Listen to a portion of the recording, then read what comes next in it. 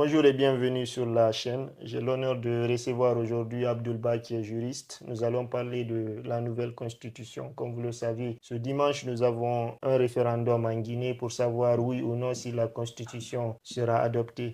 Pour entrer dans le vif du sujet en parlant de constitution, selon toi concrètement, c'est quoi une constitution? Alors, une constitution, il y a d'autres appellations qui sont faites. On peut l'appeler également loi fondamentale. D'ailleurs, c'était le cas avec la constitution qui a été adoptée en 1990. Donc, on l'appelait loi fondamentale. Et la constitution, c'est une loi suprême. Et ça sous-entend que nous avons d'autres catégories de lois qui lui sont inférieures. Vous avez les lois, au sens strict du terme, qui sont adoptées par les députés, donc l'Assemblée nationale. Vous pouvez avoir des décrets, des arrêtés, etc.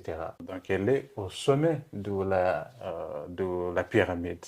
Alors, par définition, je vais essayer de faire simple et ne pas être très technique. On pourrait dire que la Constitution, c'est un ensemble de règles qui organisent, qui créent les institutions de l'État, les organisent et qui déterminent leur fonctionnement. Ça, c'est le premier élément. Deuxième élément, c'est cette Constitution qui va consacrer les droits et les libertés fondamentaux. On peut citer comme exemple de droits et libertés fondamentaux le droit à l'égalité, le droit à la vie, le droit à une justice équitable, la liberté de manifestation, la liberté de croire ou de ne pas croire, la liberté de presse, etc., etc.